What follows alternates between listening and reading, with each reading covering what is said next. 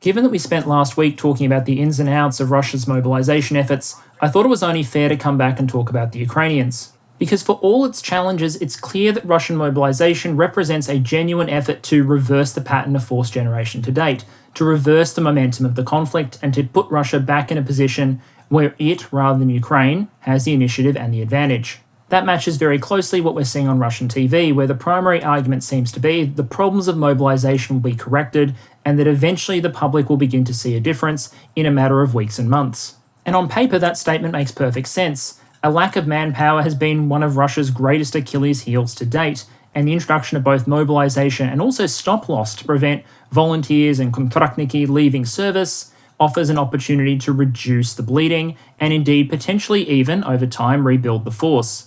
If Ukraine intends to continue to grow stronger relative to its opponent, it's going to need something to match. Fortunately for us, Ukraine has put that vision in black and white. I previously talked about an article written by General Zaluzhny, the commander of the Ukrainian Armed Forces, that sets out his vision for what the Ukrainian Armed Forces should look like in 2023. It's a combination of stated objectives and also force generation requirements that I thought was worth looking at in detail. And I say that for two reasons. Both because it provides the best indicator we have of what Ukraine's ambitions are for its ongoing mobilization and military modernization process, and also a chance to assess how realistic those goals might be and what sort of foreign inputs are going to be necessary if the Ukrainians are to manage it. Force generation is a challenge at the best of times, and it's even more difficult in the midst of a war. Alright, so what am I going to be talking about? First, I'm just going to give a quick refresher on the evolution of the Ukrainian military from the point of invasion in February to the present day. What sort of evolution has taken place? What sort of systems have been integrated? That's going to serve as our baseline for looking at Ukraine's 2023 force design, the one put forward by General Zaluzhny in his article. Now, of course, it goes without saying that a publicly published article probably doesn't contain the full story of Ukrainian ambitions, but it's a good basis and it's the best we've got. Then I'm going to look at some of the critical inputs that would be necessary in order to make that force design practical, to make it a reality. That includes the provision of heavy weapons with all of their associated training, support, and sustainment. I'm going to look at artillery munitions and munitions in general. And within those categories, I'm going to look at the sort of countries that have been providing support to date, and also what the requirements are going forward and what the potential to meet those requirements by various countries are.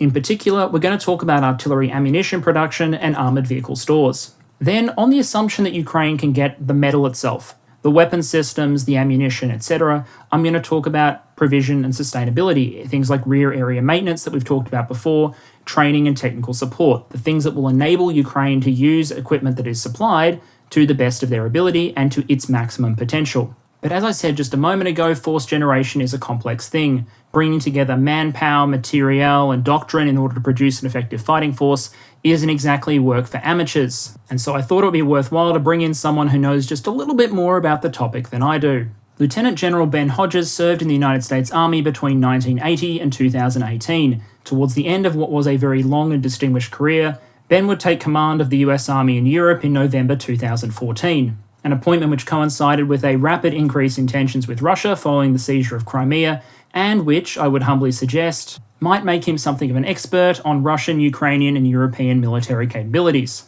Having retired from the Army in 2018, he's currently a senior advisor at Human Rights First. And significantly, for reasons known only to him, he was kind enough to agree to be interviewed after returning from the Warsaw Security Forum. Over the course of that interview, I asked a number of questions. Segments from that interview have been included throughout this presentation.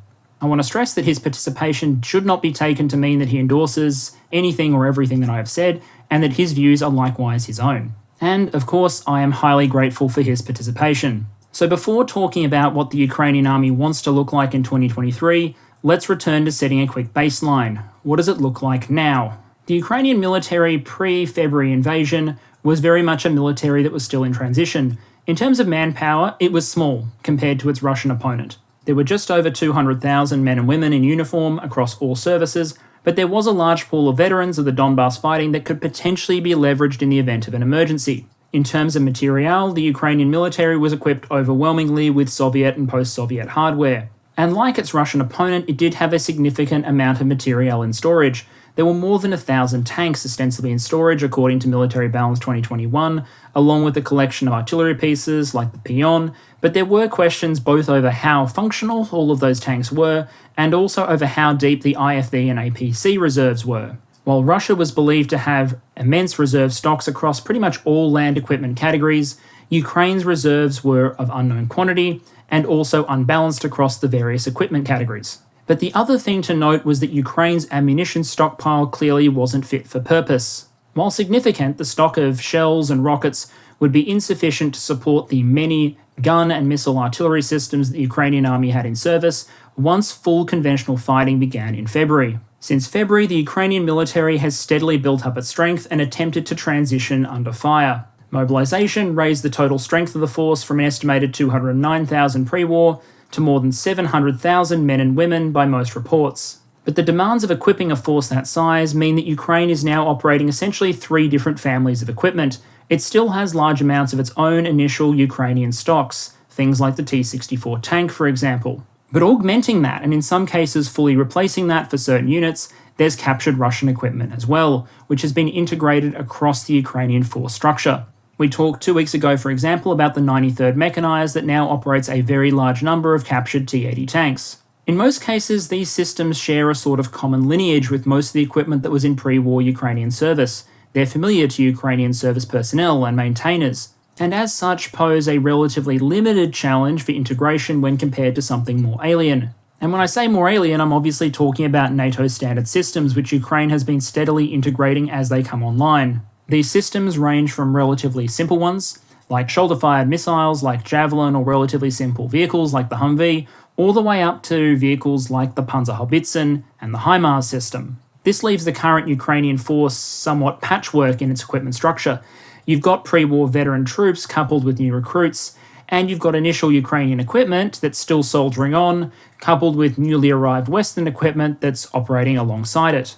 As demonstrated recently at Kharkiv and Kherson, this has been enough to seize the initiative back from Russian forces and to reclaim some territory, but it does set the stage for some ongoing challenges in terms of sustaining and continuing to expand this force. After all, Ukraine is not exactly going to be able to crank out a whole bunch of tanks under constant missile attack. And so the military leadership have published some indications about how they want their army to evolve into 2023 in order to match the growing Russian threat.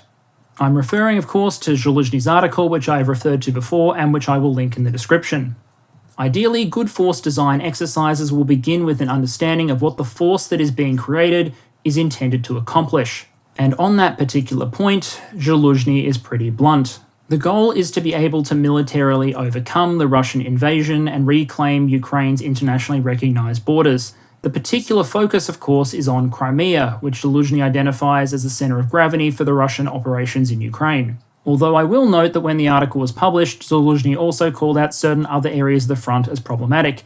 Izium, for example, was nominated as one area of concern, with the Russians holding it presenting a threat to the Ukrainian positions. Izium, of course, is now in Ukrainian hands. The underlying current of the argument seems to be that Ukraine needs a military force capable of inflicting battlefield defeats on Russia, reclaiming territory, and then to possess enough conventional military power to dissuade Russia from continuing the war with fresh attempts. It's a relatively ambitious ask, and one which Zaluzhny recognises requires fresh capabilities and forces. In the article, Zaluzhny goes some way towards quantifying what such a force would be.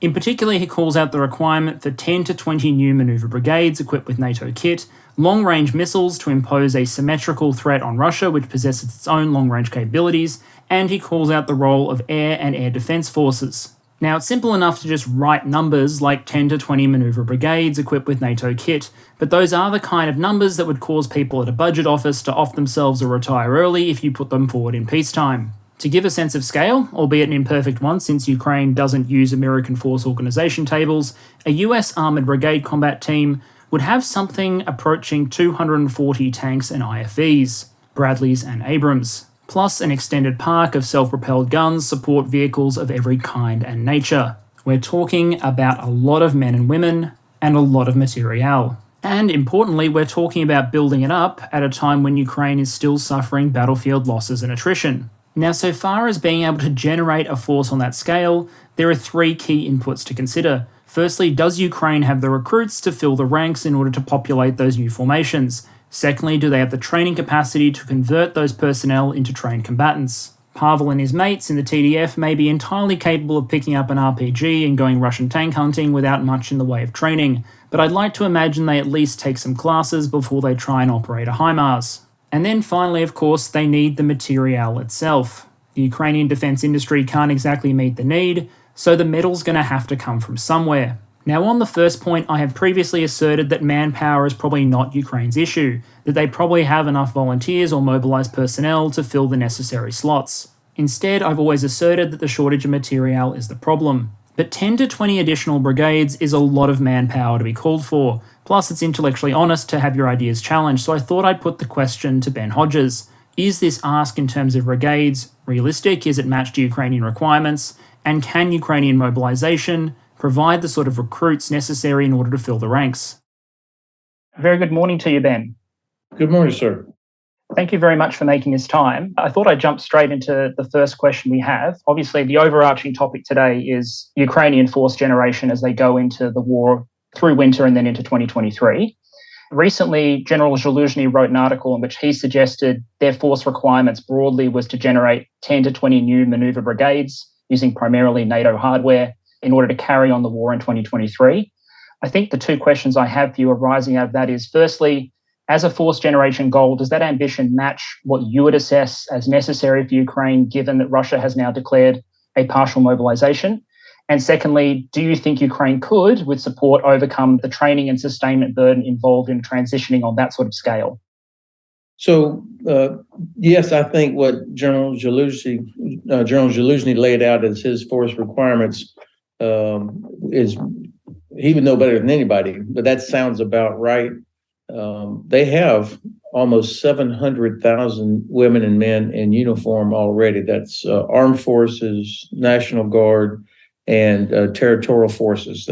That's not 700,000 trained and fully equipped yet, but they have 700,000 in uniform. So Ukraine does not have a manpower shortage or a manpower problem. They do, though, have to obviously get all of them trained and fully equipped. I spoke with a senior Ukrainian officer just a couple of days ago when I was in Warsaw, and we talked about equipment and training, and what he described, of course, matches what you would expect, that equipment has gotten better since 2014.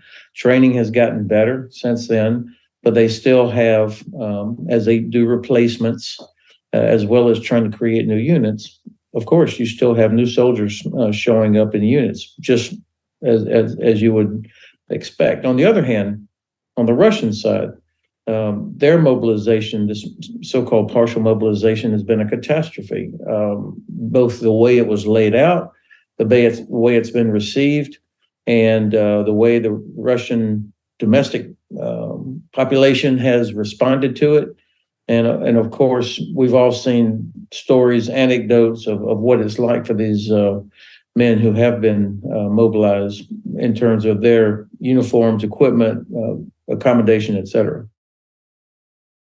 And so for Ukraine at least, I'm confident in saying the problem is one of training and material. And particularly on the material side, there are some serious challenges to consider. There aren't that many people out there that have stockpiles of hundreds of tanks and thousands of IFVs and APCs and self-propelled guns just lying around. So I thought it would be worth looking at the practicality of getting Ukraine two of these classes of systems in particular. Firstly, heavy weapons and equipment like tanks and IFVs, and secondly, munitions, specifically things that are in very high demand, like artillery shells. Because in the end, it doesn't matter how effective your Krab or your Panzerhaubitze 2000 is if you don't have any ammo to fire out of the thing. So let's look at the tanks and AFV component of this first. After all, for 10 to 20 brigades, you're talking about an awful lot of metal. So far, Ukraine and the wider NATO alliance owes a lot to its Central and Eastern European members. Because while the United States has been able to provide the largest aid packages in terms of dollar value, a lot of the heavy material that Ukraine is capable of using right out the gate,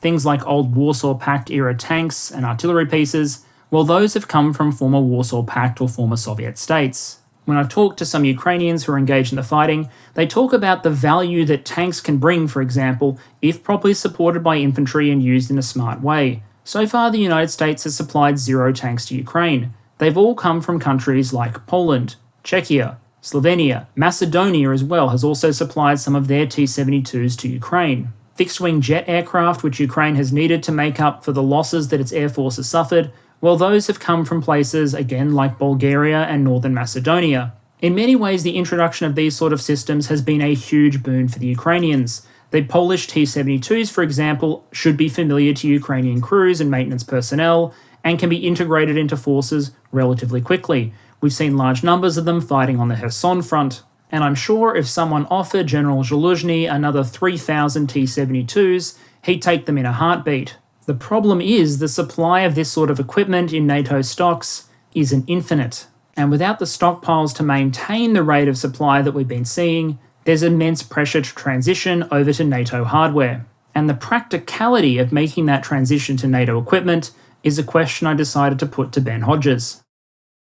So then to face that question of equipment, obviously this is one area where we conceived before the war that Russia would have an advantage because of those very deep stockpiles, admittedly of older, sometimes poorly maintained hardware, but they have shown evidence that they're able to reactivate the older tanks and the older APCs to resupply. On the Ukrainian side, if they're going to continue to generate those forces and to convert manpower into combat effective units, how do we equip the Ukrainians at that sort of scale? Well, not to be too flip about it, but the Ukrainians have captured enough tanks already to outfit 2 U.S. armored divisions in terms of just numbers of tanks. And it's not quite that simple, but it's sheer numbers. It's equal to 2 U.S. armored divisions. And these are tanks that they already know how to operate and can maintain.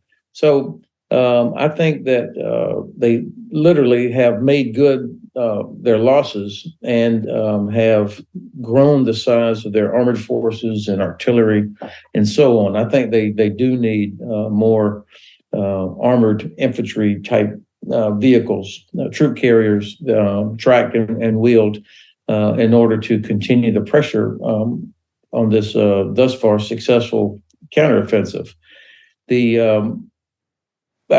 I don't fully understand why U.S. policy has been not to provide Abrams tanks. The Germans have also resisted providing Leopards and armored fighting vehicles, certainly in quantity, although we have them. And I hear sometimes it's like, sounds more like an excuse. Well, it's too much logistics required, it's too complicated and all that. And those are excuses versus reasons for policy. And I agree with almost everything the administration has done with regards to Ukraine, but this seems a little bit short-sighted to me. And of course, it takes a long time to learn how to properly employ tanks like Abrams and Leopards or Challenger.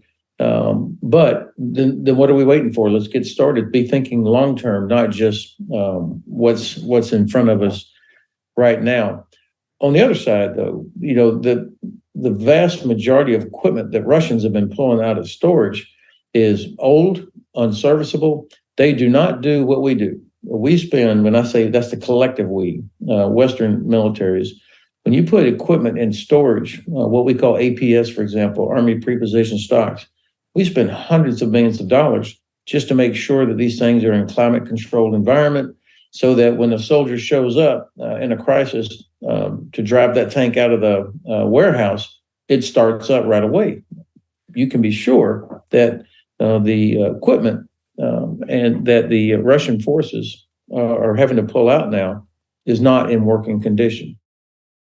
So NATO standard hardware is probably what's on the menu. There's not enough old Soviet and post-Soviet stuff available to supply to Ukraine, and Zaluzhny seems confident that Ukrainian forces can absorb NATO standard kit. But as I've said before, we're talking about an awful lot of kit, and when you're talking about tanks by the hundreds or potentially thousands, and APCs and infantry fighting vehicles, again, by the hundreds or potentially thousands, you have relatively few options. Now, if you're willing to introduce systems from a dozen different nations, if you're willing to bring in stuff from Italy, Spain, Portugal, France, Germany, the Nordic countries, and the UK, put it all together, then maybe you could make up the numbers. But if you want to standardize around a few individual systems, well, there's not many out there with the numbers available in circulation. For an MBT, depending on the numbers, your options on short notice and deployable in Europe is probably Leopard or Abrams. And when you start broadening consideration to things like infantry fighting vehicles as well as just tanks, well, suddenly US deep storage becomes a very obvious source.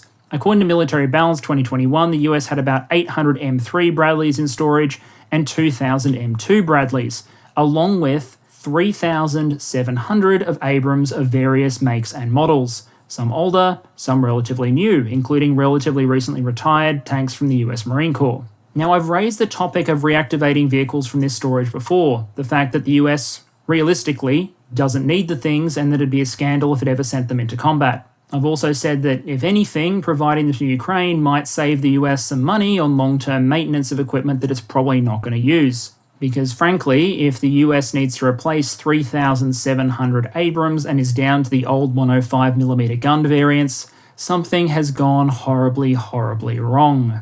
But whenever the topic comes up, commentators tend to debate whether or not reactivating vehicles from storage is possible. There are arguments over what quality the vehicles might be in and how practical reactivating and shipping them might be. So I decided to put the question once again to Ben Hodges. So to perhaps focus on one thing that you've just said there, which is that the US does have these stockpiles, one talking point that does get bounced back and forth in the media is the US reserve vehicle stocks. So the many thousands of older Abrams and older Bradleys that are in long-term storage. Is that a red herring, or could those be reactivated as one potential response if there is a decision to supply that brand of NATO hardware? Absolutely. I don't know why. I mean, there's got to be a policy decision that prevents us from giving or selling or whatever the transaction structure would be, 50, 100, 250 Abrams tanks. I mean, that would make a significant difference. Of course, now, these are not rental cars. There is a training requirement. The logistics that goes with an Abrams tank is different than it is for a T-72 or a T-80. Not only the difference in parts and maintenance and systems, but the amount of fuel that an Abrams tank goes through is substantial. So it's not a one-for-one type thing. You would have to have the whole package that would come with the Abrams tanks. But that's, I mean, at the end of the day, there are plenty of tanks that probably could be refurbished quickly to put them in working order for use by Ukrainian forces. So there's some policy reason for it that I don't understand. And as Hodges quite rightly notes, it's not just a case of supplying just the vehicles themselves. I mean, perhaps if the intention was to park a couple of Abrams around Kyiv to serve as tourist attractions and dissuade a Belarusian attack, then perhaps you'd be onto something. But if you want to use them on the field of battle, then you need to talk about sustainment, logistics, supply, etc. Previously, when I talked about captured equipment with the Chieftain, we noted the fact that Ukrainian infrastructure for servicing, maintaining, repairing armoured vehicles is increasingly dependent on foreign support. Ukraine clearly has frontline repair capabilities. They've got welders, they've got diesel mechanics, they've got people with technical expertise operating in or alongside the Ukrainian armed forces. But their large tank plants, their factories, their capital facilities are still under long-range missile threat from Russian forces. And so we've previously talked about the role that countries in Europe, so Poland, the Czechs, the Bulgarians play in providing capital-level repair to a lot of the Soviet-era, the Warsaw Pact-era equipment that's being damaged or recovered in Ukraine. Now, when you're talking about supplying something like the Abrams, which is an absolute monster and a very different beast compared to something like a T-72, then you no longer even have the advantage of expertise already existing in Ukraine that knows how to maintain the vehicle. The first principles might be similar, but it's a lot more difficult to go from maintaining a Ukrainian T-72 to an Abrams as compared to a Ukrainian T-72 to a Russian modernized T-72, for example. And so overcoming the prodigious maintenance and sustainment appetites that go with deploying potentially thousands of new armoured vehicles into the Ukrainian military is a challenge they're going to have to resolve if Zaluzhny is to get his desired force. The question I thus chose to put to Ben Hodges is how those challenges could potentially be overcome if they could be overcome at all. maintenance, repair, capital repair of equipment is identified as a major Ukrainian need. From an open source perspective, it's almost as interesting watching what's traveling back from Ukraine to Poland as opposed to what's crossing the border. We're now seeing Poland very openly talking about establishing a multinational repair hub in Poland for equipment that's damaged in Ukraine. The Czechs and the Bulgarians have both said that they're repairing Ukrainian equipment. What role do you see for those sort of efforts going forward in terms of sustaining Ukraine if they adopt more NATO standard hardware? So this is really an important subject. I had the chance to speak with senior Ukrainian defense officials here in the last few days, and what they don't have. Now, remember, keep in mind, this is everybody has started paying attention to this just in the last 7 or 8 months, even though Russia invaded Ukraine in 2014, in terms of large scale focus and effort, we're still in month 7. So what they don't have is what we would recognize as first, second, and third level maintenance. In other words, first level maintenance is operator maintenance, the driver, the crew. Second level would be unit maintenance, where like a maintenance battalion inside the brigade or for a division would have a maintenance organization that could do the next level, changing out engine packs and major repairs, that sort of thing. And then, of course, third level maintenance is the depot, where the vehicle or the howitzer or whatever is shipped back to a depot that has industrial level capabilities. And then you've got contractor support also at all of these levels. I mean, we have what we call FSRs, field service representatives, for Apache helicopters and for every other bit of equipment we have. So they are from the vendor, from General Dynamics, Raytheon, Lockheed, whatever, for the equipment. So there's a whole system in place that has evolved over the years to help maintain, keep it operational, and also to train mechanics so that the uniform mechanics are able to do this. And this was true. We had them in Iraq and Afghanistan as well. That's part of the system. That doesn't exist in Ukraine right now. They don't have this second and third level maintenance. And so they're having to ship things back to like the German Panzerhaubitze 2000. It goes back to a maintenance facility. It's German, but it's inside Lithuania. Other equipment goes back to Poland. Or what we're also seeing is a virtual assistance. So like guys working on the HIMARS or some other type vehicles, they're communicating online back to U.S. maintainers, and then they're able to fabricate parts, tools, and talk them through how to do some of these things. It's working. This is a workaround, though, because U.S. policy and the policy of other countries is not to have boots on the ground. So we don't have our own logisticians on the ground or maintainers. So that's what they're having to do. And part of the long-term modernization of Ukrainian armed forces, of course, will be the development of this logistical infrastructure that would include the different levels, first, second, third level maintenance, the training for maintainers, the parts, all the stuff required to keep equipment running in modern warfare. The problem, of course, is compounded right now by the fact that they do have so many different types of equipment. So you've got different lines of parts for each type of armored vehicle, each type of howitzer. I mean, that's just the way it is for now. Hopefully they'll get to, there's no doubt we want to get to where they have not so many different types of equipment. I wish that we would, if we're not going to put our own logisticians on the ground, it seems to me this is an ideal situation for commercial logistics companies. We had thousands of commercial vendors in Iraq and Afghanistan driving fuel trucks, for example, providing so much of our logistics required for sustained operations in Iraq and Afghanistan. It would be expensive, but there would be no problem finding logistics companies, commercial, that were from the U.S., UK, wherever, that would be willing to go in there and provide transport, maintenance, supply functions, as well as planning and expertise. I imagine people are thinking about that. I'm just not aware of it.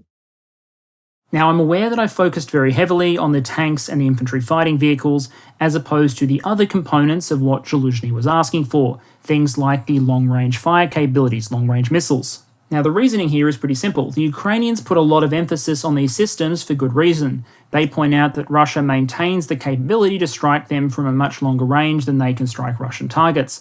And as a result, it's always possible, even if they overcome certain Russian positions, even if they were to take Crimea and all of the occupied territories, Russia would still be able to retreat behind its own border and continue to strike strategic targets in the rear of Ukrainian positions. That virtual impunity, the Ukrainians argue, will encourage the Russians to continue the war long past a point where they would otherwise stop it. So in that sense, at least, it's clear that giving the Ukrainians a longer-range missile system like MGM-140 ATACMS would be a significant change for them. But from a logistics standpoint, it's actually not as challenging as supplying something like Abrams or Bradley. From a stockpile perspective, wherein you would need thousands of armoured vehicles, you wouldn't need that many ATACMS missiles to make a significant difference to Russian strategic calculus. And particularly if you're talking about older versions of the missile, well, the US has significant stockpiles. And then in terms of training and conversion, well, the launch platforms are already in Ukrainian service. Again, unlike Bradley and Abrams,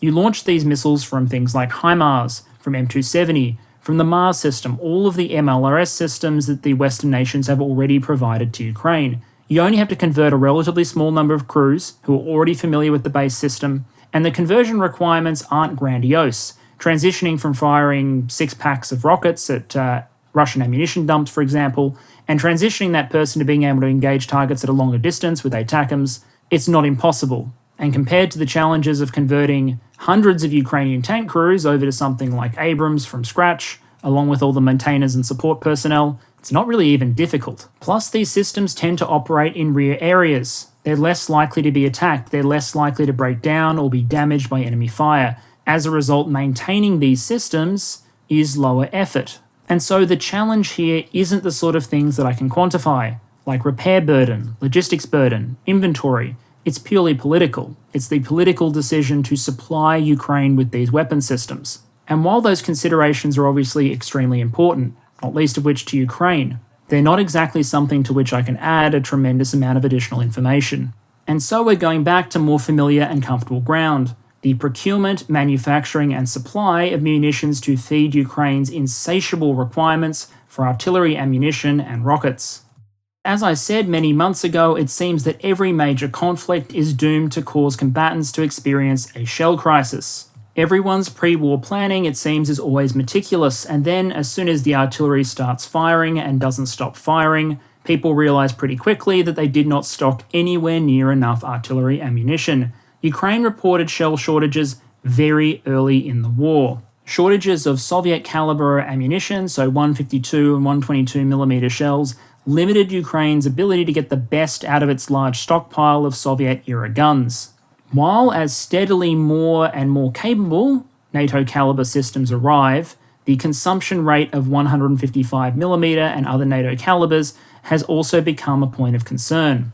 In trying to meet Ukraine's requirement for old Soviet standard ammunition, NATO has once again had to rely on its Central and Eastern European members. Ammunition from the Baltic states, ammunition from Bulgaria, Romania, Poland, the Czechs, the Slovaks, the list goes on. And if I ever do a video on all of the countries that are known to have supplied weapons to Ukraine and what they have supplied, well then we're going to be dealing with a couple of slides when it comes time to look at artillery ammunition. And it's not just the provision of ammunition from stockpiles. There's a lot of evidence out there of quiet but quite obvious efforts in a number of states to increase production of Soviet caliber ammunition. Countries like Bulgaria, Romania, Poland, Czechia. These are countries where production efforts for various calibers of ammunition or spare parts or replacement material for vehicles has accelerated since the war began in February. As last time, Bulgaria is an interesting one to call out here because it's not officially supplying weapons to Ukraine, despite sitting on a very significant production capacity for 152mm shells. And so the Bulgarian situation raises quite a mystery. It appears on one hand that Bulgarian ammunition factories are running extended shifts and pumping out munitions at an accelerated rate. And then, Bulgarian sources suggest, thousands of tons of ammunition and equipment, more than €1 billion worth several months ago now, mysteriously get flown to Poland. And then, to add a third mysterious point of evidence, we see Bulgarian ammunition appearing in Ukraine. What on earth, I wonder, could be happening to all of these munitions that Bulgaria is selling to countries like Poland and its NATO allies? My point is that although countries like this may not be officially supplying Ukraine with gifted military hardware, their munitions production capacity is critical to the ongoing efforts of the Ukrainian artillery to use its old systems. But fresh production alone hasn't been enough, and there's been an incredible multinational effort to find ammunition for Soviet guns and rocket systems basically anywhere it can be found. If you happen to be sitting on a large stockpile of 152mm shells, there's probably no more profitable time to be alive, because someone with a pair of sunglasses and a fresh suit is going to turn up and make you an offer you can't refuse. We have seen ammunition and munitions from places as diverse as Iran, shells with Chinese markings, shells from dealers in Central and elsewhere in Asia,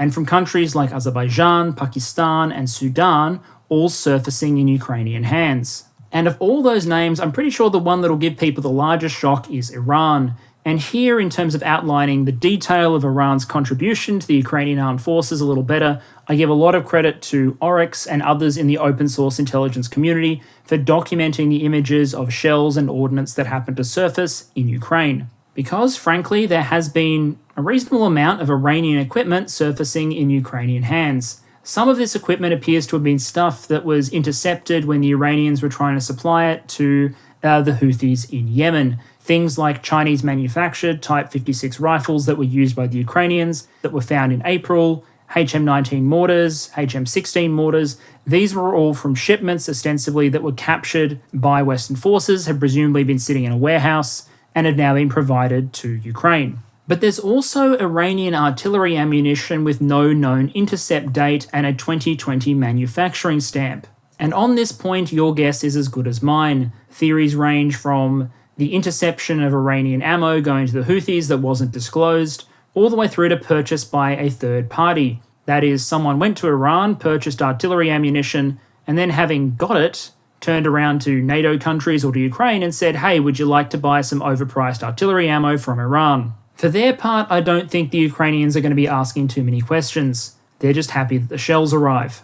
But the ongoing transition now is away from Soviet calibers and towards NATO standards, the 155, the 105, and the 227mm rocket system. Because Ukraine has acquired a dizzying array of NATO-type weapons from a variety of countries. The USA has provided more than 200 M777s. The UK has provided 56 artillery pieces, of which 20 were self-propelled guns. Germany has either delivered or committed to the delivery of 32 SPGs, plus an additional 100 Panzerhaubitzen on backorder. Then you have Norway with its 22 M109s, France with its 18 Caesars, you have the Czechs who have provided more than 20 155mm pieces of various types, and the Slovaks who have provided guns both themselves and also through multinational purchase agreements. Then you have a whole bunch of countries that have clearly provided hardware but aren't disclosing quantities or types. I'm thinking Italy, I'm thinking Latvia, Lithuania, or Estonia. I'm thinking artillery pieces that have come from countries like Finland, despite these countries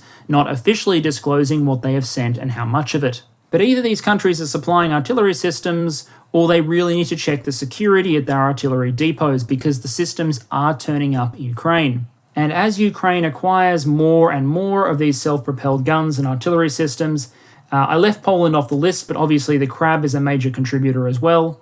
But as more and more of these systems come into service, the demand for 155mm ammunition is going to grow with it. And so the question becomes, can the NATO states and Ukraine's allies feed the guns? Now, a dizzying array of countries have supplied artillery ammunition to Ukraine. But if you're looking at the 155mm shell specifically, the USA and its contribution stands out clearly, nearly 1 million rounds since the beginning of the war. And given those immense figures, you see media commentators and organisations like the CSIS raise a question of the sustainability of the supply of things like 155mm shells to Ukraine. There are questions of whether NATO stockpiles or NATO industry can furnish the necessary ammunition. It's a question I decided to put to Ben Hodges. To turn then from the question of, I suppose, the vehicles to the munitions, from a historical perspective, it does seem like every major war that is fought, we are doomed to have a shell crisis, whether it be World War I, Korea, or the present engagement, where the Ukrainians have complained that they are often short of ammunition, both for the older Soviet caliber weapons and also for the newer weapon systems that are being provided. We've seen some evidence of the Eastern NATO allies perhaps very quietly ramping up production of the old Soviet calibers. I'm thinking particularly of countries like Bulgaria or Romania. How significant do you think that contribution is? And then secondly, on the NATO calibers, how confident are you of the ability of NATO nations to meet the requirements for potentially millions of perhaps 155mm rounds, for example? Yeah, this is a real problem. All of us are short, exactly as you've described it. Ammunition consumption rates for the past 7 months dwarf anything that we did in 20 years in Iraq and Afghanistan combined. So we hadn't thought in those kind of terms, that scale, until we've been jolted into the reality of what's required now.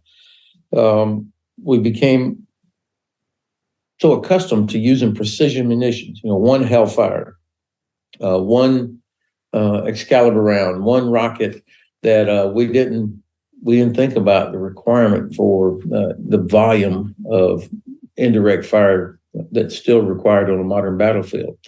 So the Secretary of Defense in the U.S., of course, has been working with defense industry in America to see what it takes to ramp up production. But like every other industry, we've over time, we don't have multiple suppliers. There's one firm that makes the Stinger. There's one firm that makes Javelin. There's one firm that makes the rocket for HIMARS, the Gimlers. And of course, the components for these things come from multiple places, so you can have supply chain interruption. So the picture that we all have in our head of artillery ammunition production in World War II, factories where the floors are covered with the artillery shells being assembled predominantly by women, that's just not the way it is anymore. And so, how do you ramp that up? Now, no Parliament or Congress or Bundestag is anxious to spend a lot of money on something that you hope you'll never use. I mean, there is a practical aspect to this. Stand fast, the requirement that we all see now, but before now, the amount of ammunition that we're talking about, it would have been very difficult to get our Congress in the U.S. to pay to have millions of rounds of artillery ammunition sitting in bunkers around the world in hopes that we'd never have to use it. I think this is changing. People realize that you're going to have quantities, but of course, the American taxpayer is going to expect that allies also do this. People still talk about the ammunition shortages in Libya, that even though the United States was not the lead nation, we were the lead ammunition provider, because other nations that were conducting operations over Libya had expended their entire inventory of certain precision munitions, and that's not acceptable. And this is a way. I think if we were a little more clever about, instead of always just focusing on 2%, talk about some of the wealthier countries, have them pay for the ammunition. I mean, help. That's a way to contribute, is with commodities. So it's cost, it's investing in things, something you hope you don't need, and it's the requirement, getting the requirement right. And I think we're having to do some readjustment to get the requirement right for how much Javelin, how many Stinger, how many conventional 155mm howitzer ammunition, et cetera. The point of US industry response here makes for an interesting case study. After all, we've talked a lot about Russian industrial mobilization, we've talked a lot about Ukrainian and Russian human mobilization, but not yet much about how Western military industry has been responding to the war. In the US, I think it's fair to say that the cogs of industrial mobilization move slowly, but also inevitably. The capability of the entire US military-industrial complex and its ability to furnish certain critical defense articles has been a point of focus for many years. Recently, for example, you've seen $600 million authorized in Defense Production Act funding for defense industrial base projects and capabilities. Things like the ability to produce ESAF devices, that's electronic safe and firing devices for missile systems, modernizing shell forging capabilities. Geez, I wonder why they might be doing that right now. Improving tooling, testing, equipment for guidance and warhead fuse subcomponents. All of these little elements of the supply chain that provide potential weaknesses or gates or barriers to expanding production when it's required.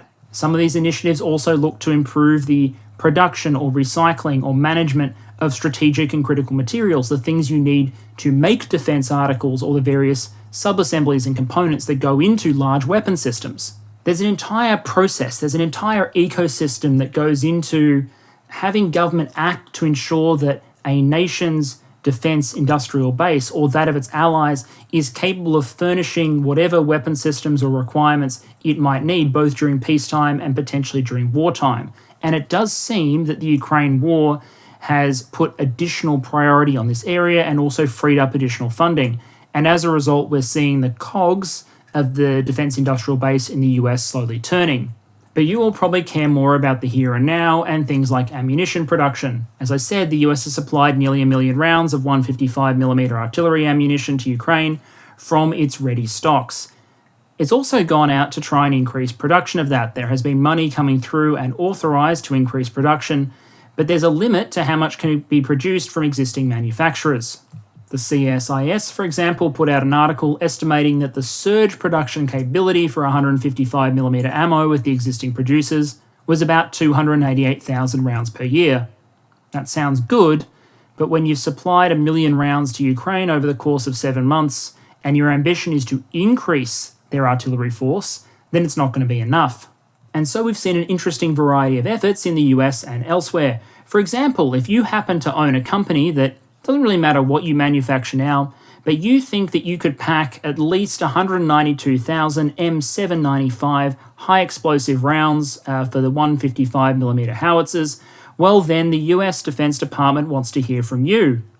If you sign up and register for the now admittedly closed 155mm M795 market survey, Uncle Sam will provide you with all the technical documentation and details you need to figure out if you can go into the artillery shell business. And if you can, well, expect to be hearing from the Defense Department in the future for consideration on potential contract offerings.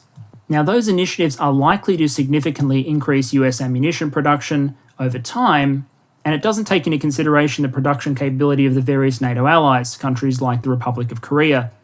But they're also unlikely to deliver significant increases to production rates until well into 2023 at the earliest. And so meeting the Ukrainian requirement will require a number of different efforts to be done simultaneously. You'll need to scale production in the various NATO countries. You'll need to integrate new potential suppliers because the existing arsenals will not be able to do the job on short notice. You'll need to integrate allied production as well. The US is not going to be able to make this many shells alone. It's going to rely on factories in Europe, in Asia, amongst its various allies, maybe even in Australia. If there is someone out there with the manufacturing capability for 155mm shells or other in-demand ammunition types, well then you can expect that Kyiv wants to hear from you. There's also room for some substitution. For example, when America started to become nervous about how quickly they were supplying Javelin missiles to Ukraine, they started sending TOW missiles as well. These are also anti-tank missiles that aren't shoulder-fired, so they're not suitable for all applications. But for those applications where they can be used, they replace what would otherwise be a Javelin being fired, and they introduce another system that America has very, very deep stocks of. In the case of artillery systems, this has meant the introduction of the 105mm guns. They're not as long-ranged or as damaging as the 155mm systems, but they're light, easy to train on, and importantly, NATO countries have incredible amounts of ammunition left around for them. But here ultimately the question is, will NATO stockpiles last long enough for production capacity to come online? There's no doubt that eventually NATO has the ability to produce the requisite amount of ammo, The question is, can it keep up with Ukrainian demands in the meantime? From the limited information available in open source, the likely answer seems to be yes. There are too many countries with too many shells on offer to run through them that quickly. In 1995, for example, to talk about the United States, there were 9 million rounds of 155mm ammo in inventory. We expect that there would be considerably less now, but you get the picture of the scales involved. 1 million rounds is a lot of ammunition, but there's also a lot of ammunition out there, and it doesn't have to last forever. That said, I did decide to put the question to our guest. So we now, as you've mentioned, seen DoD going out and asking any firm that can pack, I think it's at least 16,000 rounds a month, to get in touch and potentially be involved in contracts. But in the short term, it seems like these requirements are going to have to be met from stockpiles. We've seen some interesting arrangements, so Korean ammunition going to Canada to backfill Canadian ammunition that's gone to Ukraine. When you take account of the entire interoperability of the NATO alliance, are you confident in the ability to sustain Ukraine long enough for ammunition production to ramp up? Or do you think that we're going to have to proceed with alternative measures? I think that it's going to be tight, and people correctly are going to be concerned about stockage levels. But I mean, what are we saving it for? Much of the ammunition that's being used by Ukraine is not necessarily something that we would have to use in a conflict in Indo-Pacific, at least in terms of conventional artillery ammunition, for example, or javelin and Stinger, those kind of things. So not saying that those would not be needed in Indo-Pacific, but those would not be the predominant ammunition requirements that they are in the European theater. So, I mean, Ukraine is defending all of us. They're the ones in the fight. And so we should be giving them everything that they need. I don't know what a higher priority would be. Of course, the department has to think about artillery requirements in South Korea, if there's a conflict there, or in the somewhere else in Indo-Pacific region. But I think that I can't imagine that there's a higher priority than helping Ukraine defeat Russia on the battlefield right now. And while talking about Ukrainian efforts and Ukrainian challenges, I thought it was worthwhile to examine the extent to which similar challenges are going to affect Russian mobilization efforts going forward, not just in terms of manpower, but also in terms of ammunition and equipment. If the Ukrainians are able to fully or partially assemble the kind of forces that they had the ambition to bring together in 2023, what sort of Russian forces is mobilization going to raise to oppose them? Because, as I've stressed before, Russia does have considerable advantages, a significant military production base, advantages in raw population and potential manpower. Unlike Ukraine, it is not having its infrastructure actively struck by missile attacks on a regular basis. But similarly, it also faces a number of challenges, complications around its mobilization and its execution, the question around storage and reliability for its vast stocks of ammunition and equipment, and the impact of sanctions on defense production. These are points you've heard me explore, but I wanted to put them to my guest. Firstly, the challenges around the mobilization system in Russia and its comparison to Ukraine, and secondly, the question of equipment storage and revitalization, particularly around ammunition. And perhaps lead on to that question of Russian mobilization, to split it into two streams. On one hand, the manpower front, you've said Ukraine has been very successful in bringing additional men and women into uniform, whereas Russia has faced significant problems with their admittedly very delayed mobilization. What would you assess are the key drivers of Ukraine's ability to generate forces in terms of manpower more readily than Russia has, perhaps before we turn to the equipment point? First and foremost, Ukrainians are defending their country. So they're not the occupier or the invader, they're defending their country. Now, the Ukrainian government, I think wisely, at the very outset, said that no males under the age of, I think, 60 could leave.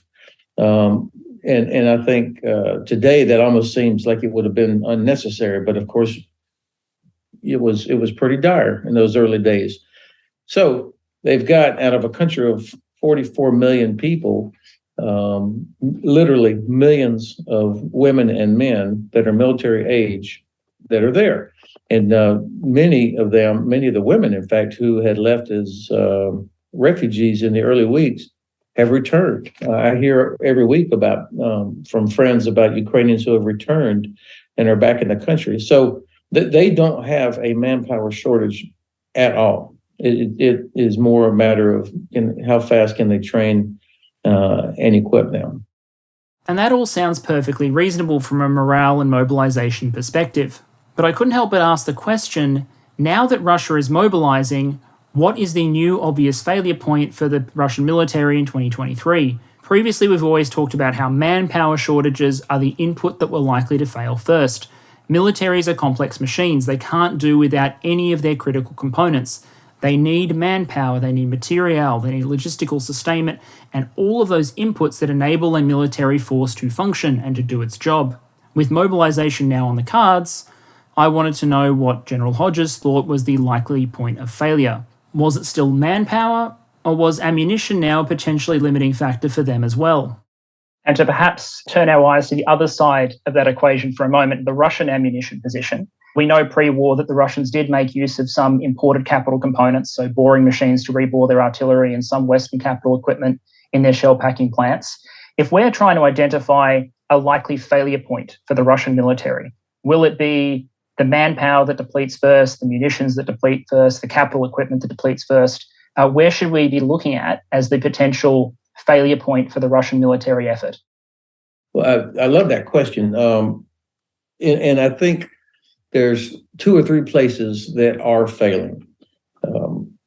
First of all, the sanctions are having a significant impact. Not only the machinery that you talked about, but also components that they need for precision weapons have to be imported. Iskander is like 85% non-Russian components.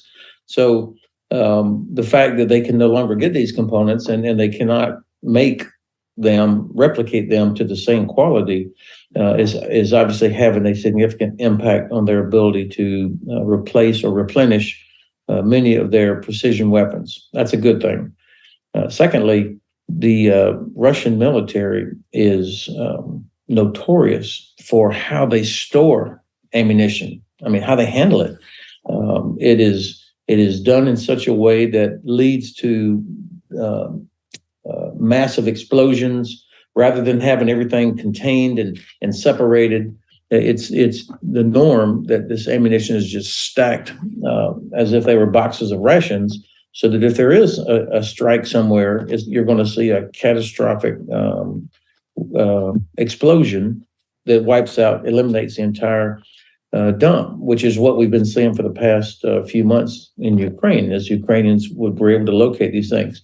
And because the Russian system depends on railroads, and then they just dump all the artillery ammunition about close to the railroad, Ukrainians have been able to destroy huge quantities of it. And of course, they've also destroyed over 1,000 trucks, which are required to move ammunition around. This is also an important aspect of it. But the ammunition, the way it's stored in peacetime is also a problem for them. You know, there's this place in Transnistria that is famous for the size of ammunition that's there, where there are estimates between 40 and 60,000 tons of ammunition. And so this ammunition is left over from one of the armies of the Soviet Army. It was stored there. And I spoke recently with experts on the region from U.S. State Department and Europeans who say that they are so concerned about this storage site that if it goes, it'll be worse than the grain storage site in Beirut. And it's because, as you know, ammunition has a shelf life. It's not like a hammer. It has a shelf life. And if it's not properly handled, then it loses its effectiveness. And one of the that storage site is a place called Kobashna, Cobasna.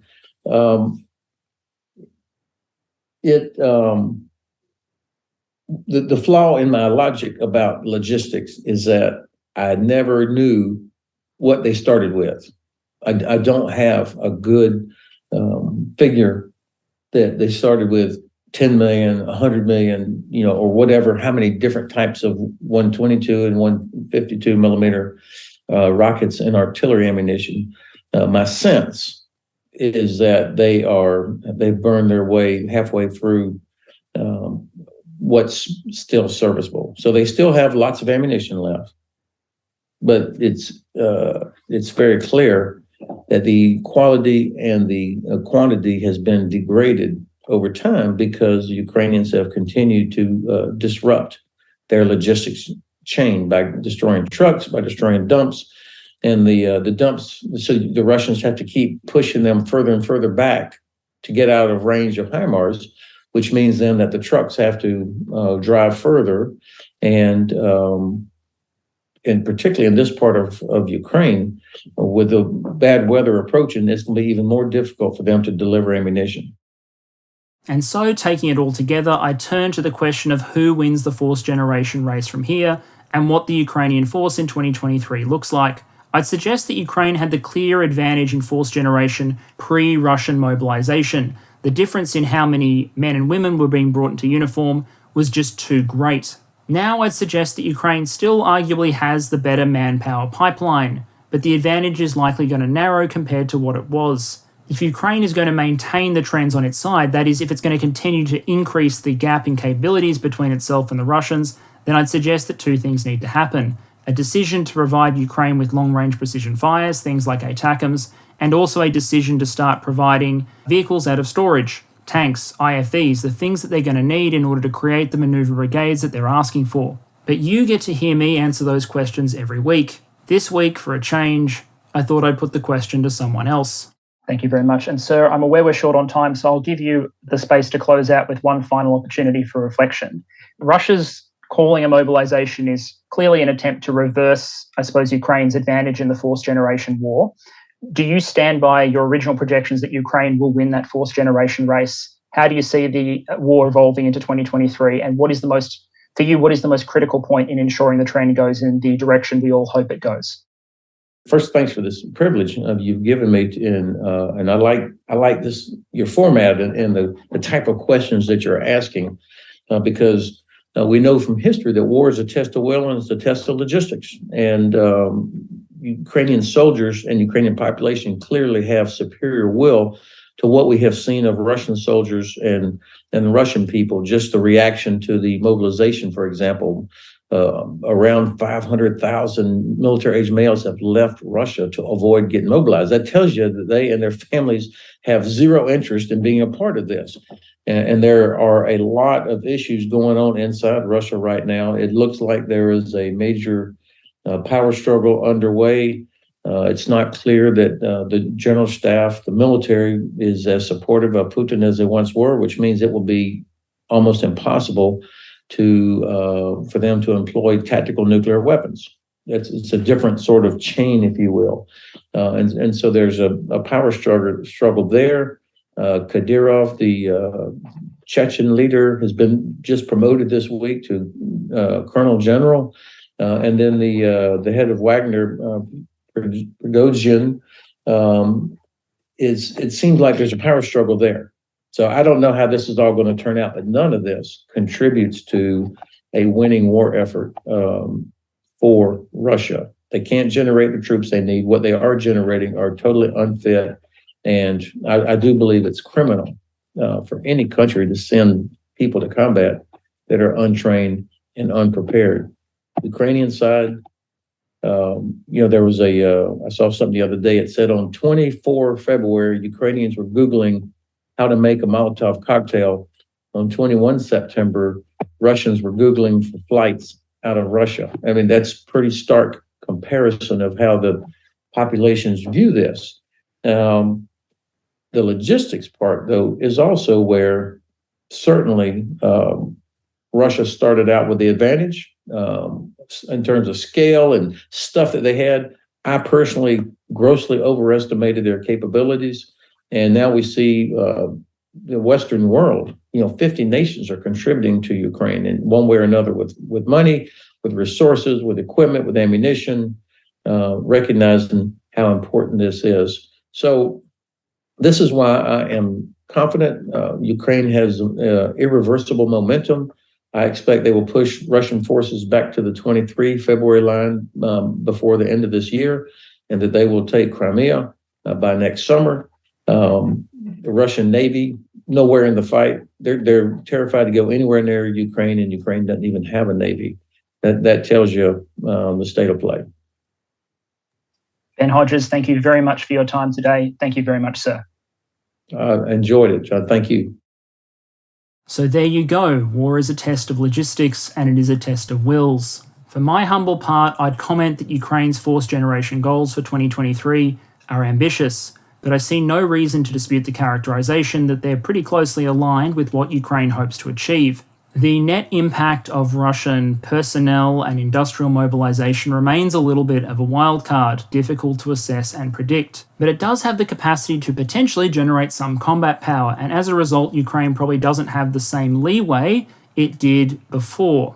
It is no longer safe to assume, for example, that contract soldiers and volunteers will eventually go home, and that the Russian manpower base will continue to attrit. In that context, Ukraine's ambitious ask for armoured vehicles and capabilities makes a whole lot of sense. And though they're ambitious, you've heard here that they're probably feasible provided a certain number of dependencies are met. Heavy weapons supply needs to be transitioned, that is, vehicles need to be pulled out of storage and a plan to provide them needs to be made over the winter. Structures to sustain, maintain and repair those vehicles, those structures need to be put in place in countries like Poland on the Ukrainian border, and consideration needs to be given to the technical support that's going to be necessary. And then finally, industrial mobilization in the West is probably necessary along the lines of what we've seen, just probably a little bit more. No matter how deep Western stockpiles, these sort of industrial mobilization steps are going to be necessary, bringing on new suppliers, expanding additional production capacity, ruggedizing the defense industrial base so it can meet these sort of needs. The Ukrainians have demonstrated that they're willing and able to provide the manpower necessary to staff these units. Evidence suggests they have the motivation necessary to carry on the fight, but they're going to need vehicles and they're going to need shells, and those are two things they can't provide themselves, at least not in sufficient quantities. And so, at this point, more than 7 months into the war, I make the same statement I made in, I believe, March. The outcome of the war and Ukraine's fourth generation efforts depends on two things: Ukrainian political will and the willingness of Ukraine's allies to provide the kind of supplies that we know they're capable of providing. Okay, channel update to close out. Firstly, a big thank you to Ben Hodges for agreeing to be part of this episode. Ben brings a tremendous wealth of expertise and experience to the table, and I hope you all found his contributions valuable. For my part, I should still be travelling next week. On the plus side, that doesn't mean the video won't come out as normal. I expect to release it on schedule. But it does mean my poor suffering sound guy is going to have to continue dealing with, let's just say, suboptimal acoustic environments. Obviously, there have been a fairly rapid series of developments in Ukraine, and at the current rate, I expect that by the time I'm recording next week's video, indeed by the time this one goes live, there have probably been a few more. That said, it has been a few weeks now since I did my last video on defense economics, so expect another one coming next week or the week after. And finally, a big thanks to the surge of new patrons and subscribers that have come on board over the last couple of weeks. As you can imagine, a fair amount of time goes into preparing these videos, so your support means absolutely everything to me. Thank you all once again for your continuing support, and I'll see you all again next week.